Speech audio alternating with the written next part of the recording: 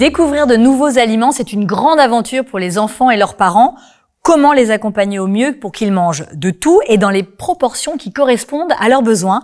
C'est avec le docteur en neurosciences Célia Morès que nous répondons à cette question. Vous êtes chargée d'enseignement à l'école de diététique et nutrition humaine Paris. Est-ce qu'il est important pour la future maman d'avoir un régime particulier, de manger d'une manière spécifique? Alors, je répondrai à cette question en disant oui et non. C'est pas un régime particulier et spécifique dans le sens où finalement la future maman doit manger équilibré comme toute femme, même qui n'est pas enceinte. En revanche, en tant que femme enceinte, elle doit se focaliser sur certains nutriments et peut-être en apporter un peu plus pour faire grandir son enfant correctement, que le fœtus puisse se développer correctement. Ces nutriments, ils sont dans l'alimentation, c'est ça? Ils sont totalement dans l'alimentation. Tout est apporté par l'alimentation, notamment les oméga 3. Ça, c'est un point crucial de l'alimentation de la maman pendant la grossesse et aussi lorsque le petit bébé sera né. Pourquoi? Alors pourquoi? Tout simplement parce que finalement, les oméga 3 permettent la constitution de la membrane cellulaire. On a des cellules. Ces cellules peuvent fonctionner correctement si la membrane fonctionne correctement. Les oméga 3 le permettent. Les oméga 3 permettent aussi la neurogénèse, c'est-à-dire la croissance, la naissance de nouveaux neurones, ce qui est important pour le développement cérébral du petit et aussi pour les facultés intellectuelles plus tard. Ça permet aussi ce qu'on appelle la synaptogénèse, c'est-à-dire la connexion neuronale entre deux neurones. Or, s'il y a des neurones mais qu'il n'y a pas connexion entre eux, ça ne sert à rien. Alors ce trésor, on le trouve où dans l'alimentation, cet oméga 3? Ces oméga 3. Ces oméga 3, on les trouve notamment dans les poissons gras, comme le saumon, les sardines, les maquereaux, etc.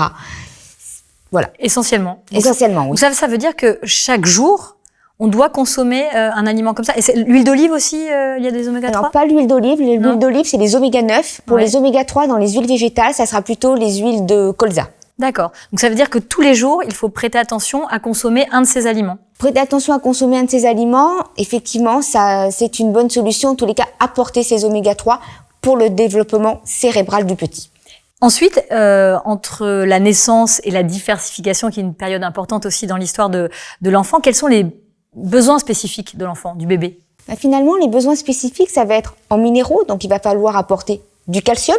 Donc la maman va peut-être augmenter sa consommation de produits laitiers.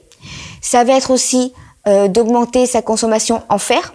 Là, c'est important. Donc le fer, on peut en trouver certes dans la viande, mais pas seulement. On peut en trouver aussi dans les amandes, par exemple, dans les légumineuses. Donc les légumineuses, c'est tout ce qui est pois chiches, lentilles, etc. Ça va être aussi d'augmenter son apport en iode, qu'on trouve dans le poisson notamment. Il faudra quand même que la maman prête une attention particulière à tout ce qui est produit de la mer, notamment à ne pas consommer de crustacés crus. Parce que là, ça peut être néfaste. Effectivement, ça fait partie des aliments à éviter au cours de la grossesse. Ça va être évidemment d'augmenter la consommation de vitamine D, c'est important aussi. La vitamine D, on la trouve dans un aliment particulier ou là, il faut se prendre quelques minutes de soleil dès qu'on peut le capter dans la journée? Alors, le soleil, c'est mieux. Oui.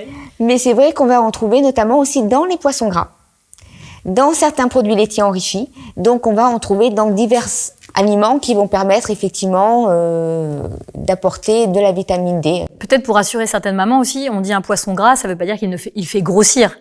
Il est plein de bonnes graisses, c'est ça? C'est totalement ça. En fait, un poisson gras, c'est pas du tout qu'il fait grossir, c'est qu'il est bourré, va-t-on dire, si je puis dire, d'oméga 3. Il y a des oméga 3 et c'est ça qui est bien dans la consommation de ce poisson gras. Et généralement, il faut consommer du poisson gras et un poisson maigre pour avoir tous les apports nécessaires au bon fonctionnement cérébral et à la croissance du fœtus. Célia Morès, quels sont les autres aliments à éviter pendant la grossesse et dans les premiers mois de vie de l'enfant? Alors tout d'abord, tous les aliments crus. Donc les viandes crues, les poissons crus, les sushis, tout ce qui va être ce type de nourriture crue, c'est à éviter. Le fromage cru? Le fromage au lait cru, effectivement.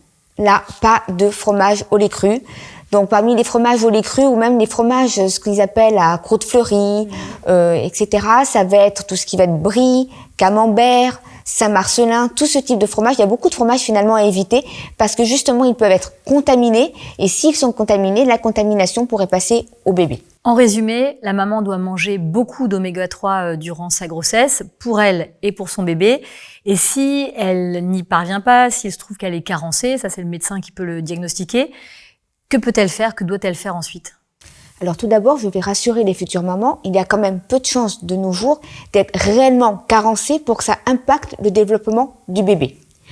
Maintenant, ce qui peut se passer, c'est que à la naissance du bébé, ce qui va être important et durant toute sa vie, en tous les cas du moins durant l'enfance, étant donné que le cerveau se développe jusqu'à l'âge de 25 ans, donc on va avoir besoin d'un apport en oméga 3 peut-être supplémentaire à cet âge-là, c'est de lui apporter ces oméga 3 au niveau de l'alimentation, tout simplement.